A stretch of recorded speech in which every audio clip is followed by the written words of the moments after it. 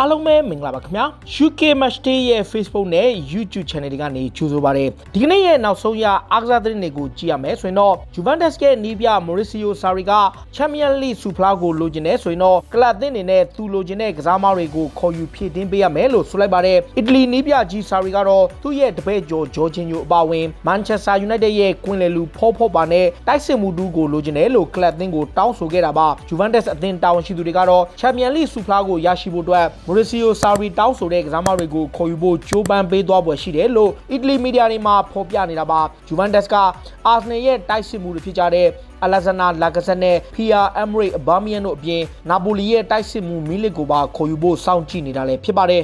်တခါ Real Madrid အသင်းကလည်း La Liga Champion ဖလားရခဲ့ရင်ခါတိုင်းနှစ်တွေလိုမျိုးပရိသတ်တွေနဲ့အောင်ပွဲခံသွားမှာမဟုတ်ဘူးလို့ထုတ်ပြန်ကြေညာလိုက်ပါတယ်2019ခုနှစ်နောက်ပိုင်း La Liga မှာပထမဆုံးချိန် Champion ဖြစ်လာတော့မဲ့ Real ကအရင်လိုအောင်ပွဲခံသွားမှာမဟုတ်ပဲစပိန်နိုင်ငံရဲ့အစိုးရရဲ့စီမင်းစည်းကမ်းတွေတိုင်းလိုက်နာသွားမယ်လို့ဆိုခဲ့တာပါနီးပြဇီဒန်ကိုယ်တိုင်ကလည်းပရိသတ်တွေကိုလည်း Madrid မြို့ကလမ်းမပေါ်တွေမှာအောင်ပွဲမခံဖို့တောင်းဆိုခဲ့ပြီးနောက်နေမာသာအောင်ပွဲခံဖို့ပြောကြားခဲ့တာပါရီယေကတော့လာလီဂါမှာဘာစီလိုနာကိုကြောပြီးချန်ပီယံဖြစ်ဖို့တေချာသလောက်ရှိနေတာကြောင့်ကလပ်သင်းဘက်ကပြည်သက်တွေကိုတောင်းဆိုမှုတွေပြုလုပ်နေတာလည်းဖြစ်ပါတယ်Atletico Madrid အသင်းရဲ့တိုက်စစ်မှုဟောင်း Diego Forlan ကတော့ Manchester City ရဲ့တိုက်စစ်မှု Sergio Aguero အနေနဲ့ Premier League ကနေထွက်ပြီး La Liga ကိုပြန်လည်ပြောင်းရွှေ့သင့်တယ်လို့ပြောကြားလိုက်ပါတယ်။ Forlan ကတော့ Atletico Madrid မှာခြေစွမ်းပြခဲ့တဲ့တိုက်စစ်မှုဟောင်းတစ်ယောက်ဖြစ်ပြီး Tico ရဲ့တိုက်စစ်မှုဟောင်း Aguero ကိုသူ့ရဲ့ကလပ်ဟောင်းကိုပြန်ဖို့တိုက်တွန်းပြောကြားခဲ့တာပါ။ Sergio Aguero ကတော့2021ခုနှစ်ထိစာချုပ်ကြံရှိနေသူဖြစ်ပြီး Manchester City ကသူ့ကိုတစ်နှစ်သက်တမ်းတိုးဖို့ကြိုးပမ်းနေတာပါ။ဒါပေမဲ့လက်ရှိချိန်မှာတော့ဒဏ်ရာပြဿနာတွေနဲ့ရင်ဆိုင်နေရတဲ့ Aguero ကသူ့ရဲ့အနာဂတ်ကိုမဆုံးဖြတ်ရသေးဘူးလို့ဆိုခဲ့တာလည်းဖြစ်ပါတယ်။ဘာစီလိုနာအသင်းကလည်း Coutinho ကိုခေါ်ယူဖို့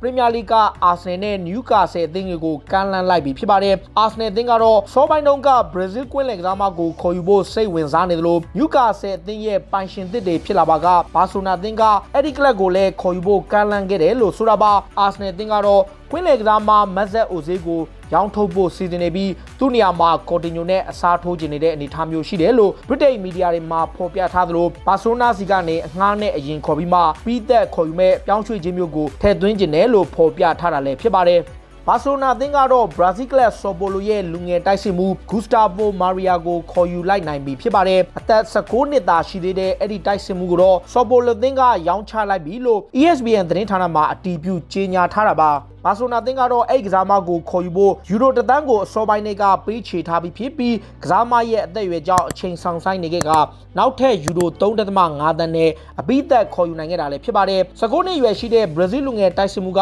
လာမယ့်ရာသီမှာဘာစီလိုနာကိုရောက်ရှိလာမှာဖြစ်ပြီးအနာဂတ်မှာကက်တလန်ကလပ်ကသူ့ကိုရောင်းချခဲ့ပါကသူ့ကိုရောင်းချငွေရဲ့80%ကိုသာရရှိမှာဖြစ်ပြီးသူ့ရဲ့ကလပ်ဟောင်းဆော်ပိုလိုကတော့30%ထိရရှိဖို့သဘောတူညီမှုထည့်သွင်းထားတာလည်းဖြစ်ပါတယ်ပြည်သစ်ကလပ်လိုင်လီသင်းရဲ့တိုက်စစ်မှုဗစ်တာအော်စီဟန်ကတော့ CDA ကနာပိုလီကိုပြောင်းရွှေ့ဖို့နီးစပ်သွားခဲ့ပြီဖြစ်ပါတယ်22နှစ်အရွယ်ရှိတဲ့အဲ့ဒီတိုက်စစ်မှုကတော့နာပိုလီကိုပေါင်83.5သန်းယူရို81သန်းနဲ့ပြောင်းရွှေ့ဖို့သဘောတူညီမှုရခဲ့တယ်လို့ပြည်သစ်မီဒီယာတွေမှာဖော်ပြနေတာပါကစားမကိုယ်တိုင်ကလည်းအင်္ဂလန်ပရီးမီးယားလိဂ်ကိုညှင်းဆိုခဲ့ပြီးနောက် CDA ကနာပိုလီကိုရွေးချယ်ခဲ့တယ်လို့ဖော်ပြခဲ့တာပါနာပိုလီဘက်ကတော့ဗစ်တာအော်စီဟန်ကိုခေါ်ယူနိုင်ခဲ့ပါကတိုက်စစ်မှုမီလစ်ကိုရောင်းထုတ်သွားဖို့ပြင်ဆင်သွားမယ်လို့ဆိုတာပါတခါ CDA ကလပ်အတလန်တာအသင်းကတော့ဘရက်ဆီယာကို6ဂိုး2ဂိုးနဲ့နိုင်ခဲ့တဲ့ပွဲမှာဒီနေ့ရာသီအတွင်း CDA မှာသွင်းဂိုးပေါင်းက63ဂိုးထိရှိသွားခဲ့ပြီဖြစ်ပါတယ်။ဒါဟာတနစ်တာအတွင်းအကောင်းဆုံး CDA တိုက်စစ်အသင်းဖြစ်မှတ်တမ်းဝင်နိုင်ခဲ့သလိုဘိုင်မြူနစ်တင်ထားတဲ့တရားသီအတွင်းဂိုး100စံချိန်ကိုပါချိုးဖို့နီးစပ်လာခဲ့တာပါ။လက်ရှိမှာတော့အတလန်တာအသင်းက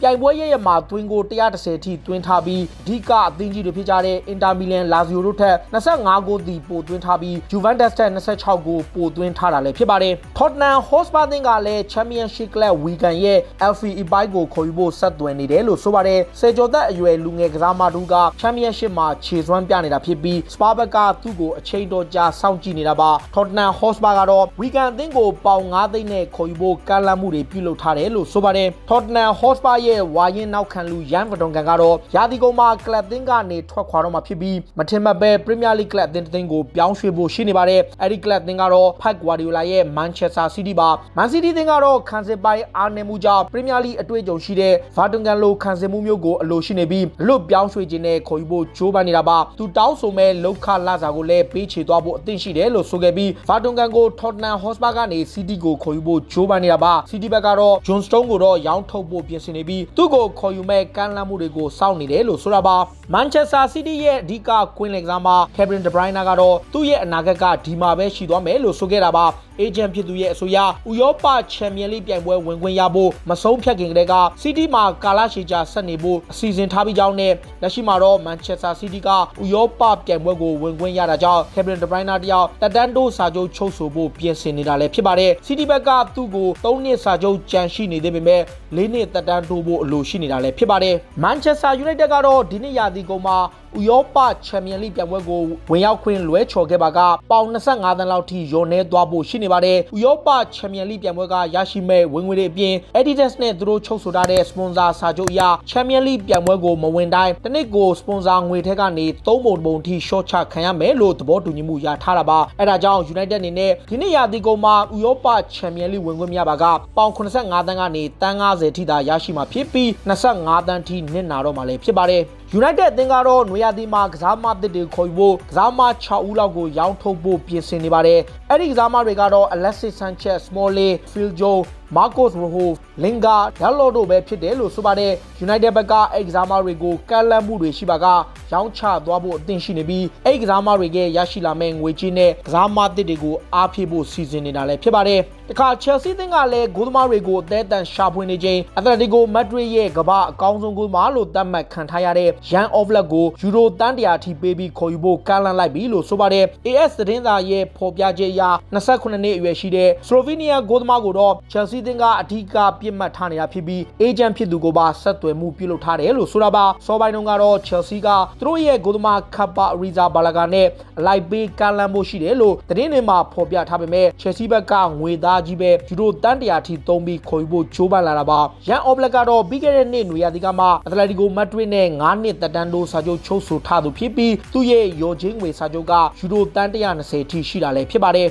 Chelsea ရဲ့တိုက်စစ်မှုကြီး Olivier Giroud ကတော့ Premier League နောက်ဆုံး10ပွဲမှာ6ဂိုးထိသွင်းနိုင်ခဲ့တာလည်းဖြစ်ပါတယ်။ Giroud ဟာ Premier League မှာနောက်ဆုံး3ပွဲဆက်တိုက်ဂိုးသွင်းနိုင်ခဲ့တာဖြစ်ပြီးဒါဟာ2019နောက်ပိုင်း Arsenal အတွက်6ပွဲဆက်ဂိုးသွင်းပြီးမှပထမဆုံးချိန်3ပွဲဆက်သွင်းနိုင်ခဲ့တာပါ2012ခုနှစ်က England Premier League ကိုရောက်လာပြီးကတည်းက Olivier Giroud ကတော့ Premier League မှာခေါင်းတိုက်သွင်းဂိုး30ဂိုးထိရှိခဲ့ပြီးဒါဟာလက်ရှိ Premier League ကစားမတွေထဲမှာအများဆုံးသွင်းထားသလိုအဓိကပြိုင်ဘက်တွေနဲ့9ဂိုးထိပိုသွင်းထားတာလည်းဖြစ်ပါတယ်Olivier Giroud ကတော့ခေါင်းတိုက်ကောင်းတဲ့တိုက်စစ်မှုတစ်ယောက်ဖြစ်ပေမဲ့သူ့ရဲ့နောက်ဆုံးခေါင်းတိုက်ဂိုးကိုတော့2018ခုနှစ်နိုဝင်ဘာလမှာသွင်းခဲ့တာဖြစ်ပြီးဒါကတော့တစ်နှစ်ကျော်အတွင်းမှာပထမဆုံးခေါင်းတိုက်ဂိုးနဲ့ Chelsea ကိုအနိုင်ရစေခဲ့တာလည်းဖြစ်ပါတယ်။ Arsenal သင်းရဲ့လူငယ်နောက်ခံလူ Mavropanos ကတော့ဂျာမန်ကလပ်စတူဂတ်ကိုပြောင်းရွှေ့ဖို့သဘောတူညီမှုရခဲ့ပြီဖြစ်ပါတယ်။ Arsenal အသင်းနဲ့2023ခုနှစ်ထိစာချုပ်ကြန့်ရှိနေတဲ့အဲ့ဒီကစားမကိုတော့စတူဂတ်အသင်းကဆေးစစ်မှုအောင်မြင်ခဲ့ပြီလို့ဖော်ပြထားတာပါ။ပြောင်းရွှေ့ခြင်းဘယ်လောက်ထိရှိမယ်လို့ကြေညာထားခြင်းမရှိပေမဲ့ Greek လူငယ်ကစားမကတော့ Arsenal ကိုဆွန့်ခွာပြီးဂျာမန်ဘွန်ဒစလီဂါကိုပြောင်းရွှေ့သွားတော့မှလည်းဖြစ်ပါတယ်။ Arsenal အသင်းရဲ့နီးပြမီခဲအာတီတာကတော့ကလပ်အသင်းကလက်ရှိချိန်ထိဥရောပထိပ်တန်းကစားမတွေကိုခေါ်ယူနိုင်စွမ်းရှိနေသေးတယ်လို့ဆိုပါတယ်။ကစားမတွေကိုယ်တိုင်ကအသင်းကိုပြောင်းကျင်နေကြောင်းနဲ့ကလပ်ဖက်ကထိပ်တန်းအဆင့်ရှိတဲ့ကစားမတွေကိုဆွဲဆောင်နိုင်သေးတယ်လို့ဆိုတာပါဒီနေ့ရာသီတွင် Arsenal ဟာဥရောပပြိုင်ပွဲတွေကနေဝင်ရောက်ရှင်ပြိုင်ခွင့်မရတဲ့အထိခြေစွမ်းဆိုးဝါးနေတဲ့အခြေအနေဖြစ်ပေမဲ့မီခဲအာတီတာကတော့ထိပ်တန်းအဆင့်ရှိတဲ့ကစားမတွေကို Arsenal အသင်းကဆွဲဆောင်နိုင်သေးတယ်လို့ဆိုခဲ့တာပါ Arsenal ကခေါ်ယူဖို့ကြိုးပမ်းနေတဲ့ Atletico Madrid ရဲ့ကွင်းလယ်ကစားမThomas Partey ကိုတော့ La Liga ကလပ်အသင်းကသူ့ကိုတက်တန်းတိုးစာချုပ်ကမ်းလှမ်းလိုက်ပြီဖြစ်ပါတယ်။ Arsenal အသင်းကနွေရာသီမှာအရခေါ်ယူမယ်လို့သတင်းတွေထွက်ခဲ့ပေမဲ့ Atletico Madrid ကသူ့ရဲ့ရော်ချင်းစာချုပ်ကိုလည်းယူရိုတန်း100ထိတိုးမြင့်ပြီးမှ2နှစ်သက်တမ်းတိုးစာချုပ်ချုပ်ဆိုဖို့စီစဉ်နေတာပါ။ကစားမကိုယ်တိုင်ကမြောက်လန်ဒန်ကလပ်ကိုပြောင်းရွှေ့ခြင်းပေမဲ့ Premier League ကလပ်အသင်းကတရားဝင်ကမ်းလှမ်းမှုတွေမရှိသေးတာကြောင့် Atletico Madrid နဲ့စာချုပ်သစ်ချုပ်ဆိုသွားနိုင်ပွဲရှိတယ်လို့ Spain Media တွေမှာဖော်ပြနေတာလည်းဖြစ်ပါတယ်။ဒါတွေကတော့စိတ်ဝင်စားစရာနောက်ဆုံးရအားကစားသတင်းတွေကိုတင်ဆက်ပေးခဲ့တာပါခုလိုမျိုးစိတ်ဝင်စားစရာအားကစားသတင်းတွေကိုနားဆင်ခြင်းနဲ့ကြည့်ရှုခြင်းတော့ UK Matchday ရဲ့ Facebook နဲ့ YouTube Channel တွေကို Follow လုပ်ထားကြပါလို့တောင်းဆိုရင်းနဲ့ဒီကနေ့ရဲ့အစီအစဉ်ကိုဒီမှာပဲအဆုံးသတ်ပါရစေအားလုံးကိုကျေးဇူးတင်ပါတယ်ဗျ